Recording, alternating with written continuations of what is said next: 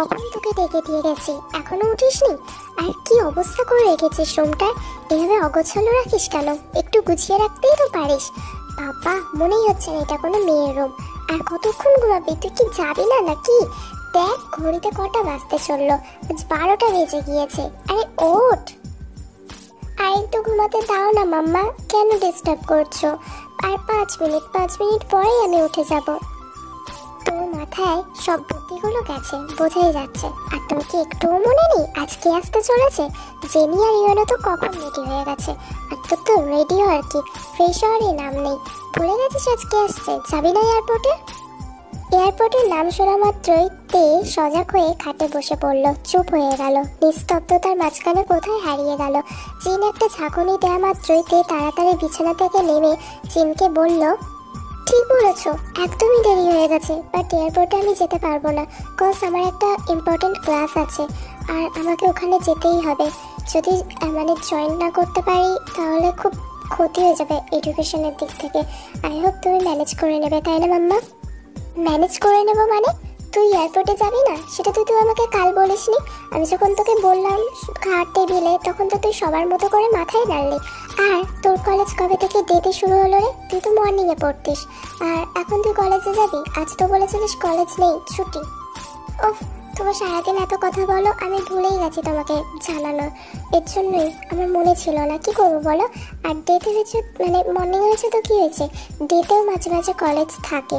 আমাকে তো এইমাত্র আমার ফ্রেন্ড ইনফর্ম করলো, ও আমাকে বললো যে আজকে ডেতে হবে, তার জন্য আমাকে যেতে হবে, এটা ইম্পর্টেন্ট ক্লাস।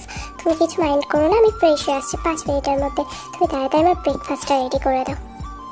ব্রেকফাস্ট না, বল লাঞ্চ। আয় তাড়াতাড়ি। আর কি যে বলবো তোদের। এরপরে তে এক দৌড় দিয়ে বাথরুমের দিকে চলে গেল, আর জিন নিচে চলে গেল তে ব্রেকফাস্ট রেডি করার জন্য। কিছুক্ষণের মধ্যে তে রেডি হয়ে নিচে আসলো। জিন তেকে ব্রেকফাস্ট দিল। ব্রেকফাস্ট করা হয়ে গেলে তে কলেজে যাওয়ার সময় রাস্তার এক পাশ দিয়ে হাঁটছিল আর ভাবছিল সেই আগের স্মৃতি। কি হবে সে যদি আবার আসে, সে কি একই ধরনের ব্যবহার করবে তার সাথে, না তার মধ্যে কিছু পরিবর্তন এসছে? ভয় লাগছে তে, এখানে থাকতেও ইচ্ছা হচ্ছে না, তাই তো পালিয়ে এসেছে। যদিও আজ কলেজ নেই, তাই তার বেস্ট ফ্রেন্ডকে ফোন করে বলেছে একটু কলেজ ক্যান্টিনে আসতে, দুজন মিলে আড্ডা দেবে। যেহেতু কলেজ ডেতেও খোলা থাকে, তার মর্নিংয়ে কলেজ হলে কী হবে, আজ ডেতে নয় একটু আড্ডাই দিল তার ফ্রেন্ডের সাথে। হাঁটতে হাঁটতে আস্তে আস্তে তে কলেজের গেটের সামনে পৌঁছে গেল। তার ফ্রেন্ডকে দেখে তারা দুজনকে জড়িয়ে ধরলো। অন্যদিকে, ভাইয়া কেমন আছিস তুই? কতদিন তোকে দেখিনি, জানিস কত মিস করেছি তোকে। আমি আর ইয়োনো সে সকাল থেকে রেডি হচ্ছি তোকে নিতে আসবো বলে এয়ারপোর্টে। কেমন আছিস তুই? জেনি একটু নিঃশ্বাস নেই। ভাইয়া তো সবে আসলো, এখন তো ভাইয়ের সাথে গল্প করবে ছুটিয়ে, তো বাড়ি গিয়েই সব কিছু বলি। ভাইয়া ফ্রেশ হবে, অনেক টায়ার্ড তাই না ভাইয়া? Welcome back my son, I am proud of you. আমাকে অনেকদিন পরে দেখলাম, খুব ভালো লাগছে। তুমি নিজের দেশে আবার ফিরে এসেছো। চলো বাড়ি গিয়ে বাকি কথা হবে। আমার একটু রেস্ট নেওয়ার দরকার, বাট ড্যাড আর কেউ আসেনি? এখানে জাঙ্কুক তেকেই খুঁজছিল, কারণ তেকে সে দেখতে পায়নি। এই ভিড়ের মাঝখানে তেকে সত্যিই আসেনি, এই কথাটা তার মাথায় আসছিল, নাকি অন্য জায়গায় ওয়েট করছে। তাই প্রশ্নটা করে বসলো সে। ভাইয়া আর কেউ মানে আর কারোর আসার কথা ছিল নাকি? না, আসলে আমি আম্মুর কথা বলছিলাম, আম্মুকে দেখলাম না তো তাই।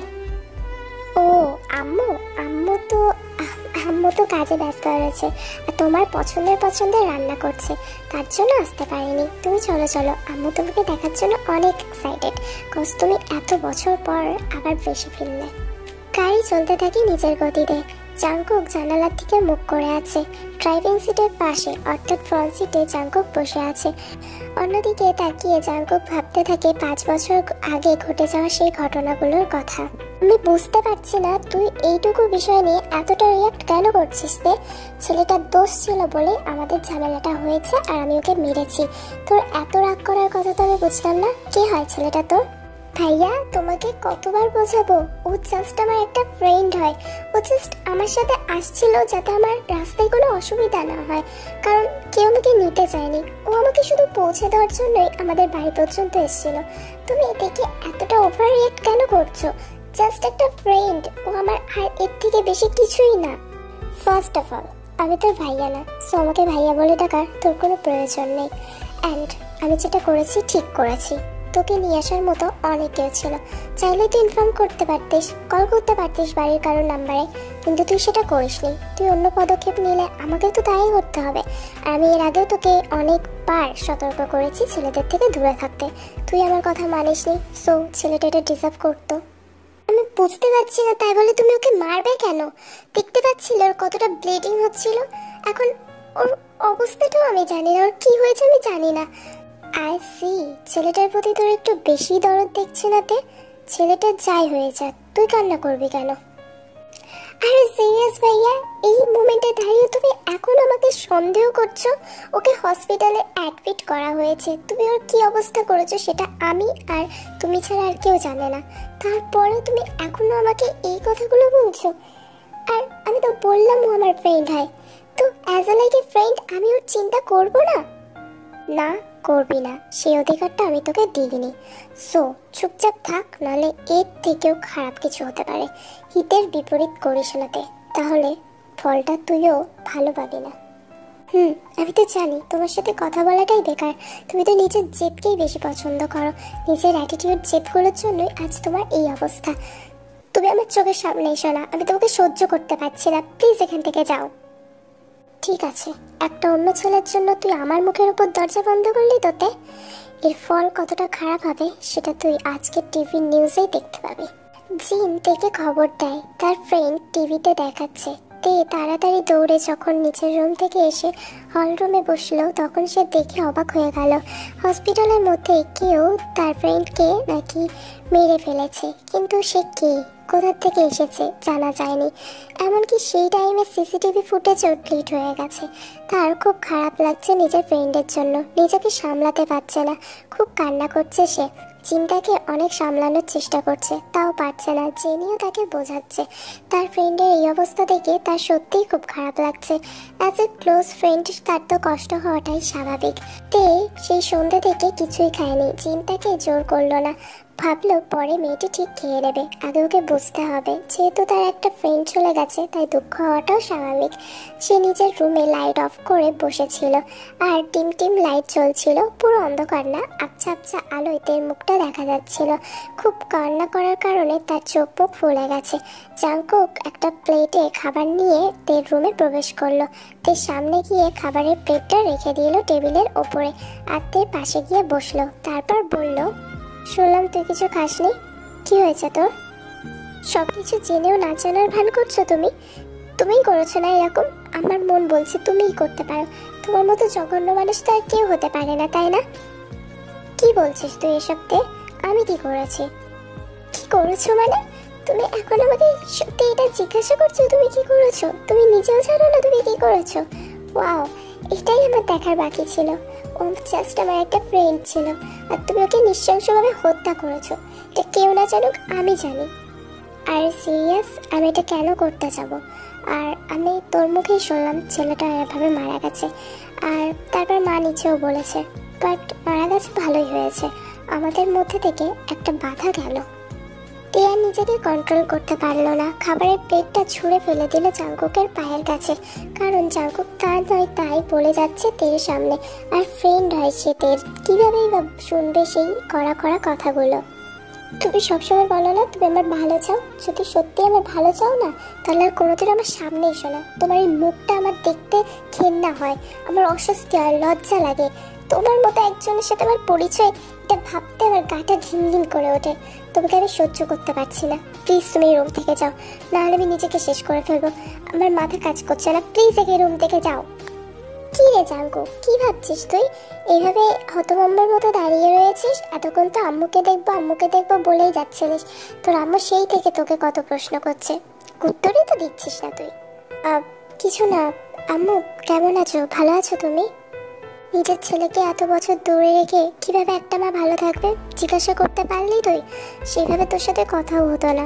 কই, খুব হাতে গোনা দুই একবার ফোন করেছিস, মাসে তাও একবার দুবার।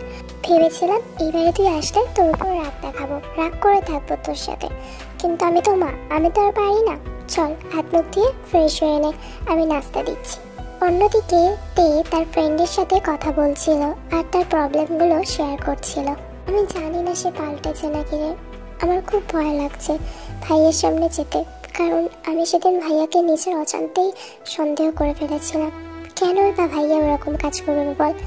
আর আমার ওই কথাগুলো হয়তো ভাইয়ার খুব খারাপ লেগেছিল, তারপরেই তো উনি দেশ ছেড়ে চলে গিয়েছিল। আর আজ 5 বছর পর ফিরে এসছে। আমি চাই না এই একই জিনিস আবার রিপিট হোক, কিন্তু আমার ওনার প্রতি একটা ভয় কাজ করে। সেদিন ওইভাবেও যখন বেড়েছিল না, আমার ওই ঘটনাগুলো মনে পড়লে এখনও রাত্রে ঘুম আসে না। আমি আর এগুলো নিয়ে ভাবতে চাই না, তাই তো আমি আজ এয়ারপোর্টে যাইনি। যতটা সম্ভব ভাইয়া থেকে দূরে থাকারই চেষ্টা করব, বাট একই বাড়িতে কিভাবে হবে বল? আরে তোর ভাইয়াই তো, আর তো অন্য কিছু না। তুই এত ভয় পাচ্ছিস কেন?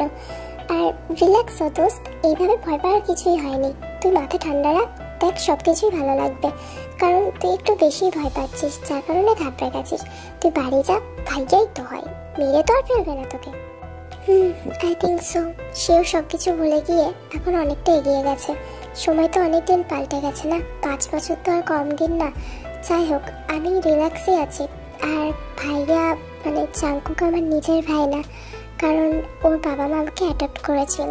আসলে আম্মু আর আব্বুর ভালোবাসাতে এই জিনিসটা আমি ভুলেই যাই।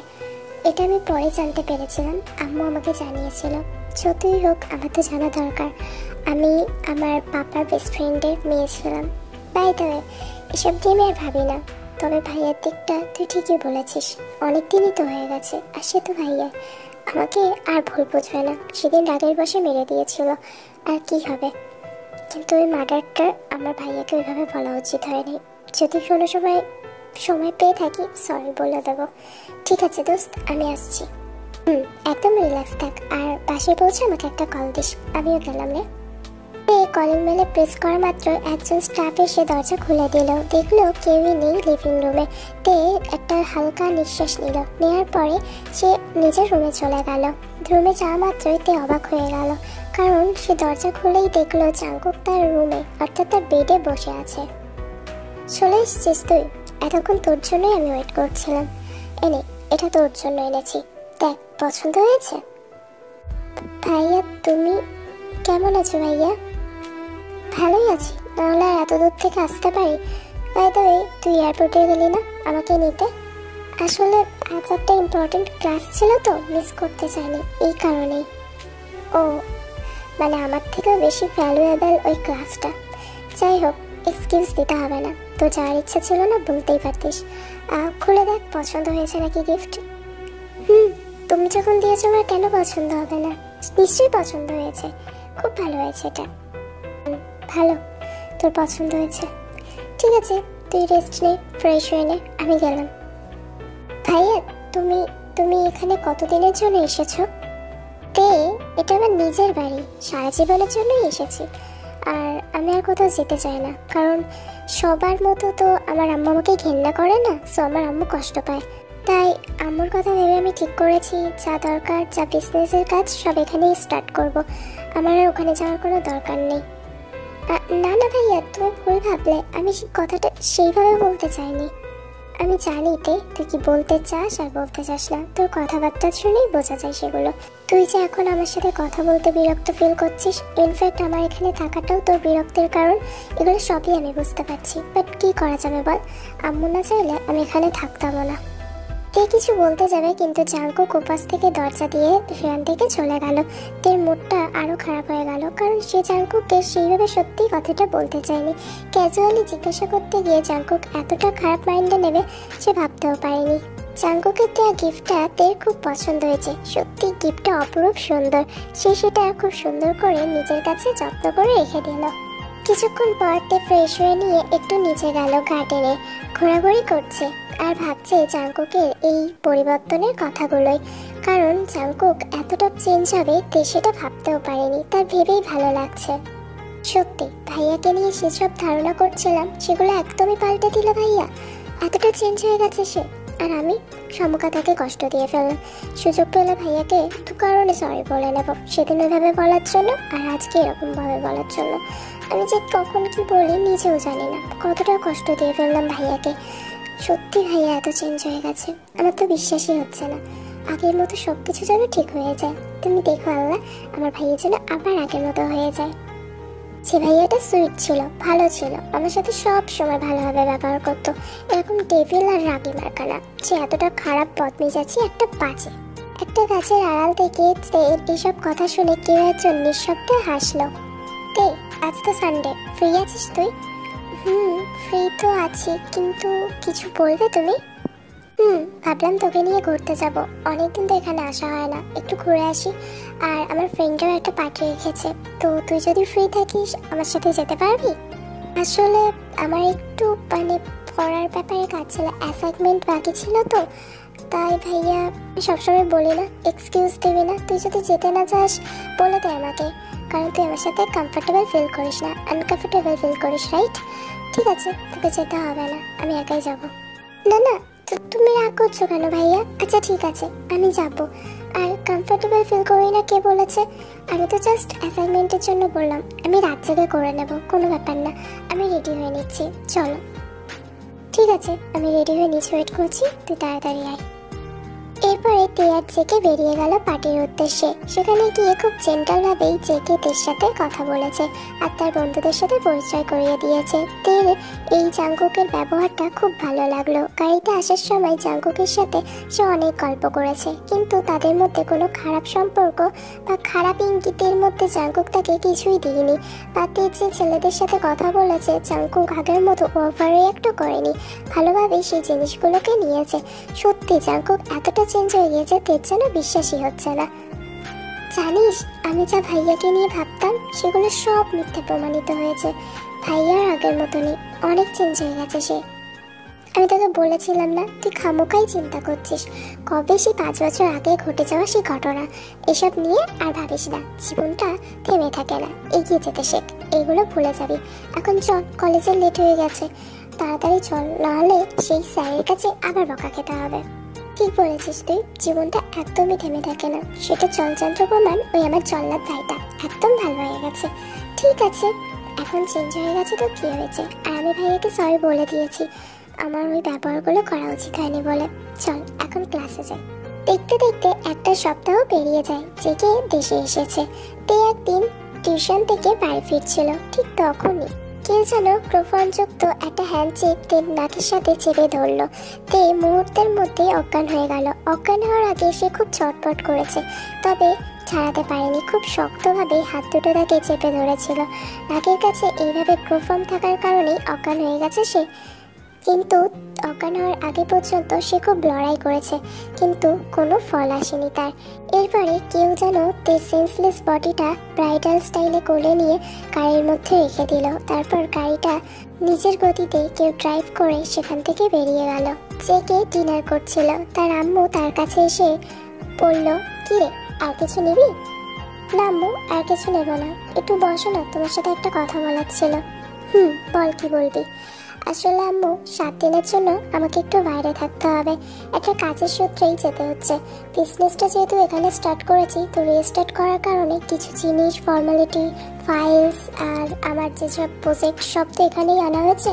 সো এখানে আমাকে দেখতে হবে কাজটা, আর ট্রান্সফারের কারণে আমাকে যেতে হবে অ্যাজ এ লাইক এ বস।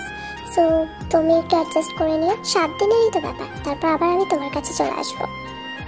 আমি 7 দিন অ্যাডজাস্ট করেই নিতে পারবো, 5 বছর যখন অ্যাডজাস্ট করেছি। কষ্ট হবে, কিন্তু কেউ তো আর তার মার কষ্ট বোঝে না, তার কি করা যাবে। আর আমার খুব ভালো লাগছে যে তুই যেইভাবে কাজে মন দিয়েছিস, সত্যি তোর বাবার সাথে আমি খুব খুশি। কে বলেছে তোমার খেয়াল রাখি না? আর বাবা তো আছে এখানে, আর কিছু দরকার পড়লে ইউনোকে বলো। আর জেনি আপু তো তোমার কাজে হেল্প করার জন্য আছে। আর তোমার প্রিয় মেয়ে তে, সেও এখানে থাকতে তোমার অসুবিধা হবে? আমার জায়গা এমনিতেই সে পূরণ করে দেবে। খুব কথা বলতে শিখেছিস না? দেখি সেই ছোটোর থেকে হিংসা করিস তুই। নে, খেয়ে নে, আমি দেখি থেকে কল করে। মেয়েটা এখনো ফিরেনি, সে কখন টিউশনে গেছে, চিন্তা হচ্ছে আমার। আরে আম্মু চলে আসবে, হয়তো রাস্তায় জ্যামে আটকে পড়েছে, আমি কল করে দেখবো। না না, তোকে করতে হবে না, তুই খা, আমি করছি। চিন যখন থেকে কল করার জন্য ফোনটা হাতে নিল, সঙ্গে সঙ্গে তার ফোনে একটা মেসেজ আসলো। মেসেজটা ওপেন করে চিন দেখলো তে মেসেজ দিয়েছে। আম্মু, আজ একটা ইম্পর্টেন্ট কাজ আছে, যার কারণে আমাকে আর বাড়ি ফিরতে পারবো না। আসলে আমি ছেলেদের বাড়ি থাকবো, আজ গ্রুপ স্টাডি করব। তুমি টেনশন করিও না, আমি কালকে সকালেই বাড়ি ফিরবো। তুমি একদম চিন্তা করবে না, ফোন সুইচ অফ থাকলে তুমি একদম ঘাবড়ে যেও না, ঠিক আছে আম্মু? আমি কালকেই বাড়ি ফিরবো। তীর এরকম মেসেজ দেখে জিনের মাথাটা গরম হয়ে গেল, কিন্তু একটু আশ্বাস পেল যেহেতু সে চাঁদের বাড়ি আছে। আসলে চাইয়ানকে তার আম্মু অনেকদিন ধরেই চেনে, মেয়েটি খুব ভালো স্বভাবে, তাই জিন একটু আশ্বাস পেল। কিন্তু জাঙ্কুকে রাগান্বিত স্বরে বলল, দেখছিস মেয়েটার কাণ্ড, এভাবে হুটহাট করে একটা যতই চেনা পরিচিত হোক ওই রকম বাড়ি থাকা ঠিক? বল, কোথায় চলে আসবে? যদি দরকার পড়তো তোকে কল করতো, তুই গিয়ে নিয়ে আসতিস কেন? কি হয়েছে আম্মু, থেকে আজ বাসায় ফিরবে না? না, মহারানী গ্রুপ স্টাডি করবে। এসব বাচ্চাদের নিয়ে আমি আর সত্যি পারি না।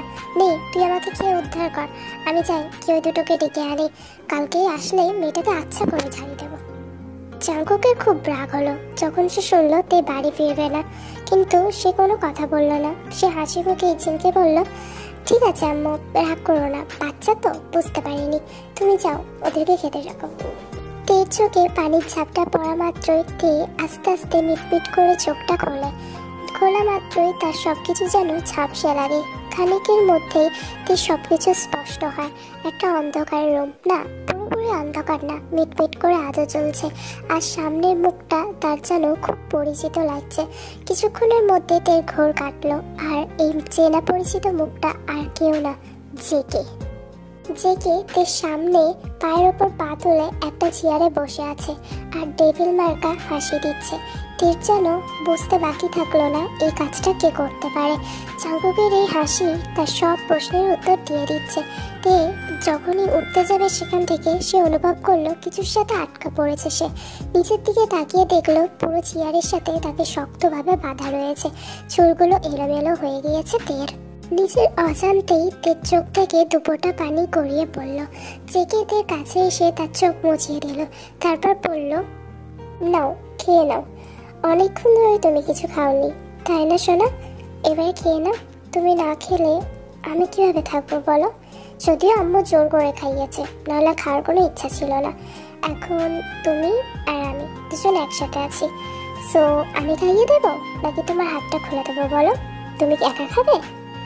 তোমার লজ্জা লাগে না ভাইয়া? তুমি এই কাজগুলো কিভাবে করো? জানো কতটা বিশ্বাস করেছিলাম তোমাকে, আর তুমি আজ আবারও সেম জিনিস রিপিট করলে আমার সাথে। সেম জিনিস কিভাবে রিপিট হয়ে দেখতে চাও তুমি সোনা? কারণ সেদিন প্লেটটা তো ফেলে দিয়েছিলে। ঠিক আছে, ছটপটে ছিলে, এখন যদি ছটপট করো হিতের বিপরীত হবে, কারণ এখানে বাঁচানোর মতো কেউ নেই তোমাকে। 5 বছর এই যন্ত্রণাগুলো এমনি এমনি পুষে রাখিনি নিজের মনে। এখন তুমি যখন চেয়েছো আমি তোমার কাছে থাকি, আমি ভালো হয়ে গেছি, তো ভালোভাবেই তো বলছি, খেয়ে নেবে না খাইয়ে দেবো? আমি ঘেন্না করি তোমাকে, ঘেন্না হচ্ছে আমার নিজের প্রতি এখন। তোমার মতো একটা মানুষকে সত্যি আমার বিশ্বাস করা উচিত হয়নি, কারণ তোমার চরিত্র এতটা খারাপ সেটা তো আমি আগেই জানতাম, এখন সেটা প্রুফও পেয়ে গেছি আমি। তোমাকে বিশ্বাস করাটা আমার ভুল হয়েছে। জাঙ্কুক দেখে আর কোনো কথা বলতে দিল না, সে তের গাল টিপে ধরলো আর তারপরে বলল, শোনো, যদি এবার থেকে মুখ খোলো আমার প্রশংসা, আমার প্রতি ভালোবাসা সহিত খুলবে, আর না হলে আমি যখন খাওয়াতে আসবো তখন। আদারওয়াইজ আমার নামে উল্টো পাল্টা বললে এর ফল ভালো হবে না। তে আগেও বলেছি, এখনো বলছি। এরপরে জাঙ্কুক জোর করে তেকে খাইয়ে দেয়। তের বাঁধনগুলো খোলাই ছিল, তে একটা বেডের উপরে ঘুমিয়েছিল। ঘুম ভাঙা মাত্রই সে আস্তে আস্তে সবকিছু মনে করলো, তার সাথে কি কি ঘটনা ঘটেছে। তে আর এক মুহূর্ত এখানে থাকতে চায় না। সে খুঁজতে থাকলো কোথা থেকে পালানো যায়। হঠাৎ তার চোখ আটকে গেল সেই জানালার সামনে, কারণ সে জানে জাঙ্কুক এতটাও বোকা না দরজা খোলা রাখবে, তাই বৃথা চেষ্টা সে করলো না। জানালার দিকে তাকিয়ে সে একটা পাল্লা খুলে ফেললো, তারপর খুব সতর্কতার সহিত আস্তে আস্তে নিচে নামতে শুরু করলো। তে একটু অবাক হলো, কারণ নিচে নামা মাত্রই সে বুঝতে পারলো এই জায়গাটা কোনো সাধারণ জায়গা না। চারিদিকে শুধু জঙ্গল আর জঙ্গল, যতদূর চোখ যায় শুধু সবুজ আর সবুজ বন দিয়ে ভরা, আর কিছুই নেই জানো এখানে। তার মাঝখানে এমন একটা হাভেলি, সে একটু ঘাবড়ে গেল। হাভেলিটা দেখতেও বেশ ভয়ঙ্কর। তে দৌড়াতে শুরু করে, কিন্তু হঠাৎ তার পায়ের সাথে একটা পাথরের আঘাত লাগে। নিজেকে সামলাতে না পেরে সে মাটিতে পড়ে যায়, ব্যথায় চিৎকার করে ওঠে। আস্তে আস্তে সে যখন উঠতে যাবে সে দেখতে পেল তার সামনে কেউ দাঁড়িয়ে আছে। তে আস্তে আস্তে যখন সে লোকটির চেহারাটার দিকে তাকালো সে ভয় পেয়ে গেল। এরপরে লোকটিতে চুল টেনে ধরে তুললো মাটির থেকে ওপরে। তারপর তাকে বলল, আবারও একই ভুল করছিলিস তে, তুই আমার থেকে পালানোর চেষ্টা করছিলিস, তোকে ওয়ার্নিং করেছিলাম আমি, আর তুই সেই ভুল আবার করলি। এখন এর ফল সত্যিই ভালো হবে না, চল আমার সাথে। তে কান্না করতে করতে তার ভুল হয়ে গেছে এটা বলে সে ক্ষমা চাইছে। সে ঠিক মতো হাঁটতেও পারছে না, কিন্তু জাংকুক তো জাংকুকে তার চুল টেনে ধরে সে হাঁটতে শুরু করলো। তে পায়ে ব্যথা দিচ্ছে আর মাথায়ও লাগছে চুল এইভাবে টেনে ধরার কারণে, কিন্তু জাংকুকের এতে কোনো যায় আসে না। সে তেকে নিয়ে গিয়ে সেই একই ঘরে না অন্য পাশের একটি রুমে বন্দি করে দিল আর দরজা লক করে দিল। এরপরে তেকে ফ্লোরে সে ছুঁড়ে ফেললো আর নিচের বেল্ট খুলতে খুলতে সে বলতে থাকলো, তুই যা করেছিস তার ফল তো তোকে পেতেই হবে। তুই যেটা করেছিস আমি তোকে ওয়ার্নিং দিয়েছিলাম, এরকম কিছুই করবি না। আমি তোর সাথে ভালোভাবে ট্রিট করছি বলে এই না আমি সব কিছু ভুলে গেছি। তুই যতটা আমাকে কষ্ট দিয়েছিস ততটা কষ্ট তুইও এখন পাবি। জাংকুকের বেল্ট খোলা শেষ হয়ে যাওয়া মাত্রই সে জোরে জোরে বেল্টের সাহায্যে তেকে আঘাত করতে শুরু করলো। তে চিৎকার করে জাংকুককে ছেড়ে দিতে বলছে, কিন্তু তের চিৎকার যেন জাংকুকের হাতের জোর আরো বাড়িয়ে দিচ্ছে। সে আরো জোরে জোরে তেকে মারতে শুরু করলো। তেকে খুব বাজেভাবে মারার কারণে তে সেখানেই ফ্লোরের মধ্যে অজ্ঞান হয়ে গেল। জাংকুকের কোনো যায় আসে না, সে নিজের বেলটা নিয়ে তারপর রুম থেকে চলে গেল। আপনাদের মেয়েকে যে এতদিন পাওয়া যাচ্ছে না, আপনাদের সেটাই তো টনক করেনি দেখছি। তো এখন হঠাৎ করে এসে আমাকে বলছেন মেয়েকে পাওয়া যাচ্ছে না, কি খবর? আপনারা নিজেরাই গায়েব করে দিননি তো? কি বলছেন অফিসার? তে আমার নিজের মেয়ের মতো। হ্যাঁ জানিও অ্যাডপ্টেড, কিন্তু আমরা ওকে নিজের মেয়ের মতো ভালোবাসি। আর দেখছেন আমার ওয়াইফের অবস্থাটা, কিভাবে ও কান্না করছে। এরপরেও আপনি আমাকে এই কোশ্চেনটা করছেন? তেকে খুঁজে পাচ্ছি না, ইনফ্যাক্ট জ্যাও আছে। ও আমাকে লাস্ট বললো ওর সাথে প্রাইভেট টিউটারের ওখানেই দেখা হয়েছিল, দেন আদারওয়াইজ কোথাও দেখা হয়নি। আর সেদিন তেকে জিন এই মেসেজটা করেছে, আর এই মেসেজটা পাওয়ার পর জিন সেভাবে কোনো কিছু নেয়নি। তারপরে একদিন কেটে গেল, তে আসছে না। যখন চ্যার কাছে গেলাম, চ্যার বললো যে তের সাথে তো তার লাস্ট দেখা সেই টিউশনেই হয়েছিল, তাই আপনার কাছে কেস করছি। এর মধ্যে শুধু একটা দিনই কেটেছে। আমাদের যে খোঁজ নেই মেয়েকে কোথায় রেখে দিয়েছি এরকম কোনো ব্যাপার না। আপনি চাইলে তদন্ত করতে পারেন, যদি দেখুন আমরা দোষী তাহলেই বলবেন, তার আগে প্লিজ এই ধরনের কথা বলবেন না। সবই তো বুঝলাম, ফুল ফ্যামিলি মেম্বারের সাথে আপনাদের মেয়ের বান্ধবীরাও তো এখানে রয়েছে, সবাই আছে, কিন্তু আপনারা বলছেন আপনার একটা ছেলে এখানে নেই। তাহলে সে থেকে গায়েব করে দেয়নি তো? হ্যাঁ আঙ্কেল, তে সবসময় বলতো তে জাংকুক ভাইয়াকে ভয় পায়। এখন আমার মনে হচ্ছে জাংকুকই কিছু করেছে। এই মেয়ে কি বলছো তুমি? আমার ভাইয়া এতটা খারাপ না যে সে এরকম কোনো কাজ করতে পারে। হ্যাঁ, আর তুমি যা বলছো একটু ভেবেই বলো, কারণ আমার ভাইয়া এতটা খারাপ না। সে তের মতো একটা মেয়েকে কেনই বা কিডন্যাপ করবে? তে যে নিখোঁজ, এর পিছনে কি কারোর কোনো হাত নেই? আপনার ভাইয়ারই হাত আছে, এটা আপনারা বিশ্বাস করুন চাই না করুন, আমি করি, কারণ তে আমার সাথে সবসময় বলতো। আমি কারোর কোনো কথা শুনতে চাই না। জাংকুক আমাকে বলে গেছে 7 দিনের জন্য একটা বিজনেস ট্রিপে সে যাচ্ছে, আর এর বেশি আমি কিছুই জানি না। কিন্তু আমার ছেলে এরকম না যে সে এত নোংরা একটা কাজ করবে। আপনি তদন্ত শুরু করুন, যদি আপনার মনে আমার ছেলে করেছে তখন তাই তাকে শাস্তি দেবেন, আমি নিজে শাস্তি দিতে বলবো, কিন্তু আমার ছেলের নামে এতটা নোংরা অপবাদ দেবেন না। দয়া করে তেকে খুঁজে বের করুন, আপনার জন্য যেটা এখন কাম্য। কিছু শুনতে চায় না, তোরা প্লিজ আমার মেয়েটাকে আমার কাছে এনে দে। আমি তেকে ছাড়া থাকতে পারছি না, খুব কষ্ট হচ্ছে ওর জন্য। আমার মেয়েটার কি হলো? কোথায় ও? তুই কোথায়? আমি বললাম তো আমি খাবো না। এটা বলা শেষ হতে না হতেই তে খাবারের প্লেটটা ছুঁড়ে ফেলে দেয়। আই সি, তোমাকে যতক্ষণ আমি কষ্ট দিই তুমি সেটা এনজয় করো না, তাই না? যত কষ্ট দিই তোমার সেটা ভালো লাগে বলো? আমার এই ভালো ব্যবহারটা তুমি নিতে পারো না কেন? তে যখনই ভালোভাবে তোমার সাথে কথা বলি, ভালো কিছু করতে চাই তোমার সাথে, তখনই তুমি এরকম করো, আমাকে খারাপ করতে বাধ্য করো। ইনফ্যাক্ট আমাকে খারাপ করেছো তুমি, আর তোমার ব্যবহার করো। তাহলে খারাপ পদ্ধতিটাই অ্যাপ্লাই করি। এরপরে জেকে দেখে আটকে রেখে আবারও চলে যায়। কিচেন থেকে একটা খাবারের প্লেট হাতে নিয়ে এসে আর তারপর তের পাশেই ভাঙা কাঁচের টুকরোগুলোর সাথে চেপে ধরে। তে আর্তনাদ করে ওঠে ব্যথা যন্ত্রণায়, আর তখনই জাঙ্কুক তাকে খাওয়াতে শুরু করে। তের প্রত্যেকটা আর্তনাদ জাঙ্কুক খুব সুন্দরভাবে উপভোগ করছিল। দেখতে দেখতে 5 দিন কেটে যায়। তে অনেকবারই পালানোর চেষ্টা করেছে, কিন্তু কোনো ফল পায়নি সে। তার যেন এখানে দম বন্ধ হয়ে আসছে। জাঙ্কুকের প্রতি ঘৃণা যেন আরো বৃদ্ধি পাচ্ছে। ভালো লাগছে না তার এখানে আর থাকতে। জাঙ্কুক তের কাছে আসলো। এরপরে দেব তাকে বলল, আমার এখানে থাকতে ভালো লাগছে না, আমি এখান থেকে বেরোতে চাই। আমি সত্যি আর পারছি না। আমি তোমাকে বললাম তো ভাইয়া, আমি তোমার নামে কোনো কথা, এমনকি আম্মুকেও কিছু বলবো না, কাউকে কিছু বলবো না।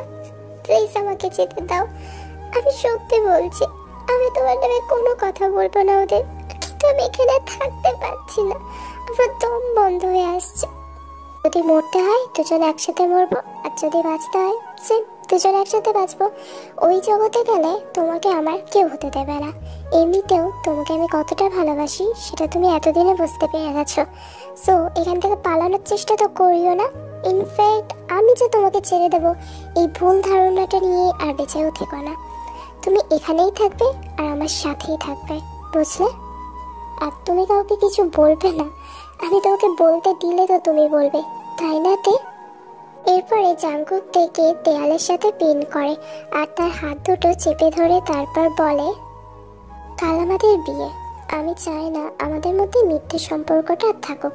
একটা ভালো সম্পর্ক গড়ে ওঠার জন্য সম্পর্কের একটা নাম দিতে হয়, তাই না? তো বিয়েটা দিয়েই আমি নামটা দিলাম, আর আমার তে পাখিটা আমার হয়ে যাবে। তারপর তারপর তুমি চাইলেও আমাকে ছেড়ে যেতে পারবে না, কারণ আমি তোমার হাজবেন্ড, আর হাজবেন্ডের কথা ওয়াইফের শোনাটা কর্তব্য। তো রেডি থাকো সোনা, কালকে পুরোপুরি আমার হয়ে যাবে। আর আমি যে ড্রেসটা তোমার জন্য সিলেক্ট করেছি ওইটা পরেই রেডি থেকো। কিছু স্টাফ এসে তোমাকে রেডি করিয়ে দেবে। আর এইভাবে কান্না করবে না, রাত জাগবে না। আমি চাই না আমার ওয়াইফটা এত তাড়াতাড়ি অসুস্থ হয়ে যাক। এখনো তো তোমার কষ্ট শেষ হয়নি, তোমার শাস্তি এখনো পূরণ হয়নি। তোমার শাস্তি তো বিয়ের পরের দিন থেকে শুরু হবে, তাই না? এখন এইভাবে তুমি অসুস্থ হয়ে পড়লে বাকি শাস্তিটা কি উপভোগ করবে বলো? আর আমাদের তো এখনো অনেক কিছু করা বাকি, তাই না? আমার জানটা এভাবে কাঁদবে আমি আর চাই না। জাঙ্কুক খুব আলতোভাবে তের চোখের পানি মুছিয়ে দিল, তারপর তার গালে আর কপালে কিস করলো। তে আর কোনো কথা বলছে না, সে যেন একদম নিস্তব্ধ হয়ে গিয়েছে। একটা ঘাড় নাড়া পুতুলের মতো চুপ করে সে রয়েছে। তের আজ কোনো কিছুই ভালো লাগছে না।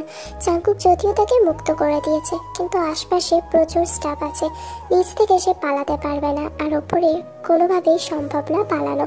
সে বাইরে এসেছে, হলওয়েতে দাঁড়িয়ে সে মুচকি হাসছে। তার যেন এখন সব কিছুই একটা স্বপ্নের মতো লাগছে। বিরক্তি, যে স্বপ্নটা সে কোনোদিনও দেখতেই চায়নি। স্বপ্ন না, দুঃস্বপ্ন, যে দুঃস্বপ্নটা সে কোনোদিনই দেখতে চায়নি। আজ তার আর ভালো লাগছে না, কারণ আজকে তার জীবনটা নরক হতে চলেছে। আর এইটা সে চাইলেও বা না চাইলেও খুশি খুশি তাকে অ্যাকসেপ্ট করতে হবে। এভাবেই তে হাঁটছিল আর কথাগুলো ভাবছিল। হঠাৎ সে একটা রুম দেখতে পেল। রুমটার দরজা খোলা, পুরোটা অন্ধকার। সে রুমের মধ্যে প্রবেশ করলো। সেখানে প্রবেশ করা মাত্র সে যা দেখে বিশ্বাস করতে পারে না। তার যেন আতঙ্কে শরীরের রক্ত হিম হয়ে আসছে। ভয় লাগছে তার খুব। অনেক ডেড বডি, আর তাদের মধ্যে সবাইকেই তে চেনে। কেউ তাকে প্রপোজ করেছিল, কেউ বা ফ্রেন্ড ছিল তের। কান্না করতে করতে তে যেন ভেঙে পড়ে, কারণ জাঙ্কুক এতটা নিকৃষ্ট, এতটা পশুর মতো আচরণ করেছে সে তার প্রত্যেকটা প্রিয় মানুষের সাথে। অন্তত প্রিয় না হলেও একটা মানুষ কিভাবে আরেকটা মানুষকে এভাবে হত্যা করতে পারে? প্রত্যেকটা ডেড বডির পাশে সেই ফটোগুলো রাখা ছিল, যাদেরকে জাঙ্কুক আগেই মেরে ফেলেছে। আর বরফ দিয়ে সেই ডেড বডিগুলো এখনো রাখা আছে, কিন্তু তাদের প্রত্যেকটা শরীরে কিছু না কিছু জিনিস ড্যামেজ হয়েছে। তে যেন সেই দৃশ্য ভুলতেই পারছে না। সে দৌড়ে রুম থেকে বেরিয়ে চলে এসছে। তার খুব কষ্ট হচ্ছে, খুব কান্না পাচ্ছে। ভয় আর ঘৃণায় যেন তার মাটিতে মিশে যেতে ইচ্ছা হচ্ছে। এরকম একটা মানুষের সাথে কিভাবে ছিল সে এতগুলো দিন? তে কারোর পায়ের শব্দ পায় আর বুঝতে পারে এটা জাঙ্কুক ছাড়া আর কেউ না, কারণ জাঙ্কুকই তের রুমে আসে, অন্য কাউকে জাঙ্কুক আসতে দেয় না। এই রুমে শুধু জাঙ্কুক ছাড়া আর কারোর প্রবেশ নিষেধ। এরপরে তে নিজের চোখের পানি তাড়াতাড়ি করে মুছে নেয়, জাঙ্কুককে কিছু বুঝতে দিলে চলবে না। আজ আমাদের বিয়ে, তো তোমার থেকে আমি কিছু লুকিয়ে রাখতে চাই না তে, তোমাকে সব সত্যি বলে দিতে চাই। আর যে সত্যিটা শুনলে তোমার হয়তো ভয় লাগবে, আতঙ্কে ভরে যাবে, খুব ভয়ঙ্কর তো সত্যিটা, তাও তোমাকে জানাতে চাই। যেহেতু তুমি আমার লিগালি ওয়াইফ হতে চলেছ, তো যাবে আমার সাথে? আমি আপনার কোনো সত্যিই জানতে চাই না। আপনি আমাকে ভালোবাসেন, করতে চান তো করুন না, আমি আপনাকে কোথায় বাধা দিচ্ছি? আমি আর কিছু জানতে চাই না। এতটা ভয় তো তুমি আমাকে পাও না, তো আজ এত ভয় পাচ্ছ কেন? নাকি তুমি কিছু জানতে পেরে গেছো তে আমার ব্যাপারে? আমি কি জানবো? আমি তো জানি আপনি কতটা খারাপ একটা মানুষ, আমি আর কি জানবো? জাঙ্কুক আস্তে আস্তে এক পা করে তের কাছে এগিয়ে আসছে, তে তত পিছিয়ে যাচ্ছে। জাঙ্কুককে আগের থেকে যেন বেশি ভয় লাগছে তের, কারণ এরকম একটা মানুষের সাথে কেই বা বাস করতে চায় যে মানুষকে হত্যা করে, তার জন্য আর ভালো লাগছে না। প্লিজ ভাই আমার কাছে আমার তে আর কোনো কথা মনে করতে পারে না, সে সেখানে সেন্সলেস হয়ে যায়। জাঙ্কুক তাড়াতাড়ি তেকে ধরে নেয়। এরপরে তে তখন সেন্সলেস হয়ে গিয়েছিল। এরপরে তে জ্ঞান ফেরে, আস্তে আস্তে সে চোখ খোলে। তারপরেই তার প্রত্যেকটা কথা মনে পড়ে যায়। খুব ঘাবড়ে গিয়েছে সে, আর কিছুক্ষণের পরেই তার বিয়ে শুরু হয়ে যাবে, অর্থাৎ বিয়ের তোড়জোড়। ঘড়ির দিকে চোখ পড়ে তার, এখন ঘড়িতে 5টা বাজে, তো হাতে তার 2 ঘন্টা সময় আছে। সে তাড়াতাড়ি রুম থেকে বেরিয়ে যায়, যেহেতু আজকের জন্য রুমটা খোলাই ছিল। সে এদিক ওদিক ঘুরতে ঘুরতে তখন নোটিস করেছিল জেকের অফিস। সে সেই অফিসে প্রবেশ করে, কিছু না কিছু সূত্র তো সেখান থেকে পেতেই পারে সে। এরপরে তে জেকের ফোন পায়, সে সেই ফোন থেকে সবাইকে কল করেছিল, কিন্তু জ্যাক বা জেনি, ইউনো বা আরএম কে ফোন তোলেনি। ভাগ্যক্রমে জিন ফোনটা তুলেছিল। তের নাম্বারগুলো মুখস্থ থাকার কারণে জেকের ফোনে পাসওয়ার্ড ছিল, তাও সে কলটা করতে পেরেছে। সে খুব ঘাবড়ে গিয়ে জিনকে বলল, আম্মু আম্মু এটা আমি, আম্মু এটা আমি। তে তুমি আমার কথা শুনতে পাচ্ছ আম্মু? তে মা তুই কোথায় আছিস? তুই এতদিন কোথায় ছিলিস? এই নিরুদ্দেশ হয়ে গেছিলিস কিভাবে? তুই কার ফোন থেকে ফোন করেছিস? এটা কার ফোন? তের বুঝতে বাকি রইল না জাঙ্কুক নাম্বার চেঞ্জ করে নিয়েছে। কিভাবে পারলো মানুষটা এতটা খারাপ কাজ করতে? তের বলতেও ঘৃণা হচ্ছে, কিন্তু জিনকে সবটা জানাতে হবে। তবে জিন নিজের চোখে দেখলে হয়তো নিজের ছেলের এই কাজ বিশ্বাসই করতে পারবে না। আমার সেটা সময় না জানার, তুমি এই লোকেশনটা ট্র্যাক করো না। আমি এখানে চলে আসো, আমি এখান থেকে বেরোতে চাই। প্লিজ তুমি তাড়াতাড়ি কিছু করো, আমি সব উত্তর দেবো। তুমি আগে এখানে তাড়াতাড়ি চলে আসো, আমার প্রাণের আশঙ্কা আছে আম্মু। তুমি তাড়াতাড়ি চলে আসো, এখানে আসলে তুমি সব বুঝতে পারবে। আমি জানি না জায়গাটা কোথায়, কিন্তু এই নাম্বার থেকে ট্র্যাক করো, লোকেশন ট্র্যাক করলেই তুমি আসতে পারবে। তুমি তাড়াতাড়ি এখানে চলে আসো আম্মু, আমার এখানে দম বন্ধ হয়ে আসছে। জিন যখন কথা বলছিল, আরে মিয়ানো, জেনি সবাই পাশে চলে এসেছিল। তারা কোনো আওয়াজ করেনি, তারা তাড়াতাড়ি নাম্বারটা পুলিশের কাছে দিয়ে দেয় ট্র্যাক করার জন্য। আর তারাও রুম থেকে বেরিয়ে পড়ে তাড়াতাড়ি করে। প্রায় 30 মিনিট কেটে যায়। তে জাঙ্কুকের ফোনটা কেটে দিয়ে অফিসে বসে কান্না করতে শুরু করে। জাঙ্কুক তারপরে রুমে আসা মাত্রই তেকে বলে সে এখানে কি করছে। তে কোনো উত্তর দেয় না। জাঙ্কুকের পর তের হাত ধরে টানতে টানতে তাকে বেসমেন্টে নিয়ে গিয়ে আটকে রাখে, কারণ তে আবারও কোথাও পালিয়ে যেতে পারে। এভাবে তাকে ছেড়ে রাখা উচিত হয়নি। বেসমেন্টে আটকে রাখার পর জাঙ্কুক নিজের অফিসে এসে বসে থাকলো, আর মাত্র 1 ঘন্টা। তারপর তে শুধু তার।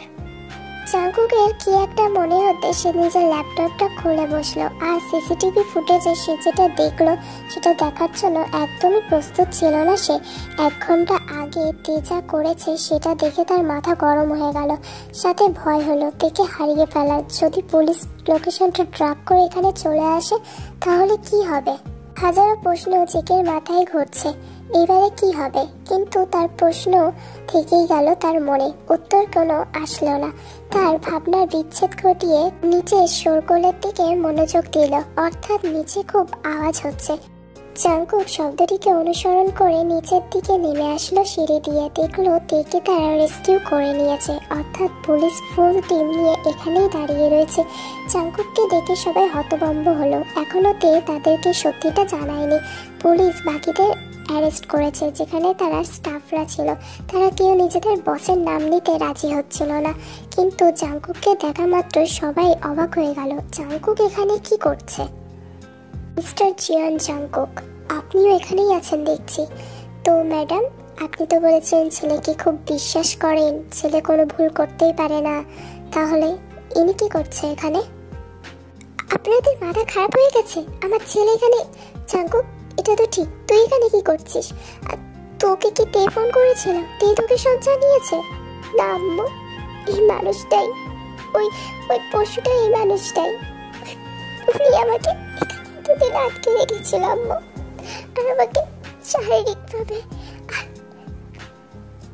আর যন্ত্রণা দিয়েছে। আমি ওনাকে দেখতে চাই না আম্মু, প্লিজ ওনাকে নিয়ে যান অফিসার। উনি আমাকে শেষ করে দেওয়ার চিন্তা করেছিল। ওনার মতো একটা মানুষের সাথে আমি থাকতে পারবো না। ওকে যত দেখছি আমার অস্বস্তি হচ্ছে, আমি পারছি না নিতে। তের সব কথা শুনে সবাই খুব অবাক হলো। পুলিশ নিজের কাজ করলো, সে সিসিটিভি ফুটেজগুলো ভালোভাবে চেক করলো। জাঙ্কুককে অ্যারেস্ট করা হয়েছে, কারণ এখানে সত্যিই তো জাঙ্কুকের দোষ আছে। জাঙ্কুকের মা জাঙ্কুকের সামনে এসে তাকে সজোরে একটা চড় মারলো আর বলল, ঘেন্না হচ্ছে আমার, ঘেন্না হচ্ছে তোকে আবার নিজের ছেলে ভাবতে। তোর সাথে তুই এটা কিভাবে করলি? আমি জানি না তুই আমার ছেলে, তোকে আমার গর্ভে আমি ধারণ করেছিলাম। এইরকম একটা পশুর মতো ছেলেকে আমি জন্ম দিয়েছি। সত্যি জাঙ্কুক, আমি বিশ্বাস করতে পারছি না তুই এতটা অকৃতজ্ঞ বেঈমান একটা। তোকে আমি দেখতে পাচ্ছি না, তুই এখান থেকে চলে যা। ওকে নিয়ে যান অফিসে আমার চোখের সামনে থেকে। আমার একটা ছেলে নেই, আমি ধরে নেব আমার একটা ছেলে মারা গেছে। ছি, আমার ভাবতে ঘেন্না লাগছে। ওই মা বাপ হারা মেয়েটাকে আমরা নিয়ে এসেছিলাম আজকের দিনটা দেখানোর জন্য। তোর মতো ছেলে কারোর থাকার থেকে না থাকা অনেক ভালো। ছি, আম্মু শান্ত হও। জানি ভাইয়া দোষ করেছে, কিন্তু এখানে তো আর কিছুই করার নেই। এখন যা হওয়ার হয়ে গেছে, আমাদের পরিস্থিতি মেনে নিতে হবে। আম্মু, আম্মু তুমি শান্ত হও।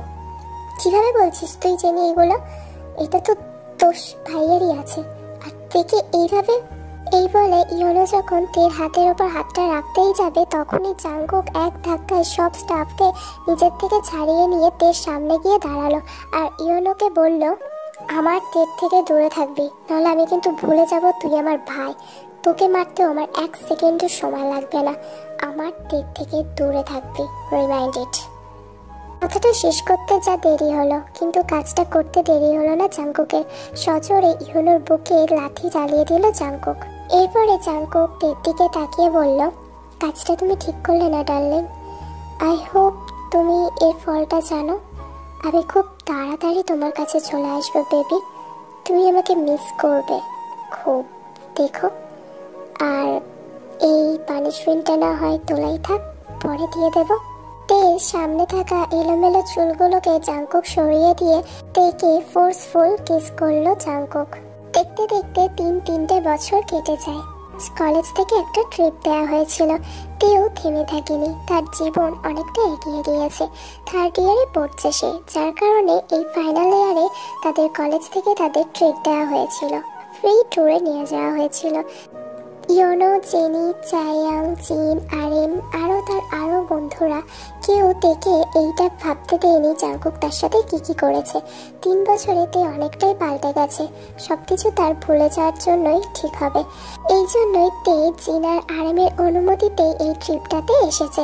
তবে সে একা আসেনি, তার সাথে এখন তার জীবন সঙ্গীও রয়েছে। সে একা একা দাঁড়িয়েছিল, ঠিক তখন সেখানে জিমিন চলে আসলো আর বলল, বেবি একা দাঁড়িয়ে আছো কেন? আইসক্রিম এনেছি তোমার জন্য, নাও ধরো। আর আমি চাই না আমার তে ডার্লিংটা একদম মন খারাপ করে এখানে একা একা দাঁড়িয়ে থাকবে। আমার ভালো লাগে না তোমার মন মরা হয়ে থাকলে। একটু হাসো তো আমার জন্য। জিমিন, আমি বলেছি না আমাকে এই নামে ডাকবে না। যাই হোক, তুমি এনেছো আইসক্রিম, আমি খুব খুশি হয়েছি। Thank you baby. আচ্ছা তে, আর কিছু খাবে? আমি নিয়ে আসবো। আর আব্বু আম্মু কেমন আছে? কল করেছিল আজকে সন্ধ্যার দিকে ওদের? আপা আম্মুর সাথে কথা হয়েছে, জিজ্ঞাসা করছিল আমাদের ব্যাপারে। তুমি আছো বলে আম্মু একদম টেনশন ফ্রি। যাই হোক, আমি আর কিছু খাবো না, তুমি তোমার জন্য কিছু নিয়ে আসো, তারপর এখানে বসছি আমি। আমি একটু এদিক থেকে ঘুরে আসছি জিমিন, তুমি তাড়াতাড়ি এসো। আচ্ছা ঠিক আছে, বেশি দূরে যেও না, আর নিজের উপর একটু খেয়াল রেখো। দাঁড়াও, ঠান্ডা লেগে যাবে। আমি কোটটা দিচ্ছি, কোটটা গায়ে দিয়ে তারপরে যাও। এ নাও, আমার কোটটা নিয়ে যাও। এরপরে জিমিন সেখান থেকে চলে গেল। তে মুচকি হাসলো। জিমিনের এই পাগলামোগুলো, তার এই ভালো ব্যবহারগুলো সবকিছু ভুলে দেওয়ার জন্য অনেকটাই যথেষ্ট। এরপরে তে হাঁটতে হাঁটতে একটা গাছের সামনে এসে দাঁড়ালো। তে নিজের ফোনটা ঘাঁটছিল, নিজের ধ্যানে মগ্ন ছিল। তখনই কেউ যেন তার গা থেকে কোটটা খুলে নিয়ে নিজের শরীরের সাথে একদম শক্তভাবে চেপে ধরলো। তে চুলগুলো ঘাট থেকে সরিয়ে সেখানে মুখ রাখলো আর জোরে জোরে নিঃশ্বাস নিতে থাকলো। এই গরম নিঃশ্বাস তের যেন খুব চেনা লাগলো, কিন্তু সে কিছু বলল না। সে ভাবলো হয়তো জিমিন তাকে জড়িয়ে ধরেছে। জিমিন তাকে জড়িয়ে ধরেছে এটা ভেবে তে বলল, এতক্ষণ সময় লাগে আমাকে ছেড়ে? কতক্ষণ থাকলে তুমি বলো তো? আমাকে ছেড়ে থাকতে তোমার এত বেশি ভালো লাগে, তাই না? বলে গেলে তো 3 মিনিটের মধ্যে আসছি, 3 বছর লাগিয়ে দিলে। এরপরে তে দেখলো সেই লোকটি কোনো কথা বলছে না। তার মনে একটু একটু সন্দেহ হলো। সে জিমিন ভেবেই তাকে বলল, কি হয়েছে জিমিন? কোনো কথা বা কোনো সারা শব্দ বা উত্তর না পাওয়ার কারণে তে কৌতূহল সহিত পিছনে ঘুরে তাকালো। আর সে সেই জিনিসটাই দেখলো যেটা দেখতে সে একদমই চায়নি বা অভ্যস্তও ছিল না, জাংকুক। সো আমার নেক্সট টার্গেট জিমিন, তাই না ডার্লিং? ভয় পেয়ে বরফের মধ্যেই সে পড়ে গেল। জাংকুক এক পা করে এগিয়ে যাচ্ছে, তে তত পিছিয়ে যাচ্ছে বরফে ঘেঁষরাতে। তার খুব ভয় লাগছে। পালানোর চেষ্টা করেও যেন সে পালাতে পারছে না। তার শরীর যেন পুরো আটকানো কোনো একটা শক্ত শিকড়ের সাথে। তোর চোখে তো এই ভয়টাই আমি দেখতে চেয়েছিলাম তে, আর আজকে আমি খুব স্যাটিসফাইড। সেই ভয়টা আবারও দেখতে পেলাম। কি হলো জান, কথা বলবে না আমার সাথে? রেগে আছো আমার উপর? এখনো রাগ করে থাকবে আমার উপর? কথাটা শেষ করেই জাংকুক এক টানে তেকে নিজের সাথে মিশিয়ে নিল, তার মুখটা চেপে ধরল আর বলল, এই শরীরটা ছোঁয়ার অধিকার শুধু আমারই, আর কারণ না। ওকে কেন দিয়েছিল টাচ করতে? তের চোখ থেকে পানি বেরিয়েই যাচ্ছে। জাংকুক খুব শক্তভাবে তার মুখ ধরেছে। তার নিঃশ্বাস নেওয়াও সম্ভব হচ্ছে না, খুব কষ্ট হচ্ছে তার। জাংকুক কানের কাছে গিয়ে থেকে আস্তে আস্তে বলল, darling, I will do everything for you. If love can fade, then so can pain. Right, baby? এটা বলার সাথে সাথেই জেগে থেকে আর কোনো কথা বলতে দিল না। তারপরে সে একটা ইনজেকশন নিয়ে তের ঘাড়ের কাছে পুশ করলো। মুহূর্তের মধ্যেই তের ছটফটানি বন্ধ হয়ে গেল। সে অজ্ঞান হয়ে গেল। সেন্সলেস অবস্থায় তেকে সে কোলে তুলে নিল। সেই আগের মতো দৃশ্য, ব্রাইডাল স্টাইলে। আমার থেকে তোমাকে কেউ আলাদা করতে পারবে না, তুমি শুধুই আমার, আর আমারই হয়ে থাকবে। সেটা তোমার সম্মতিতেই হোক বা তোমার অনিচ্ছার শর্তে, তোমাকে যে আমার হয়েই থাকতে হবে, জান। আসসালামু আলাইকুম এভরিওয়ান। আজ আমি সত্যি বলতে সত্যি অনেক বেশি খুশি, কারণ আজ আমাদের পরিবারে একটা সদস্য বাড়তে চলেছে। মানে আমার ভাগনা বা ভাগ্নি আসতে চলেছে ইনশাআল্লাহ। আজকে ওর বার্থডে, মানে আজকে আমার দিদির ডেলিভারি।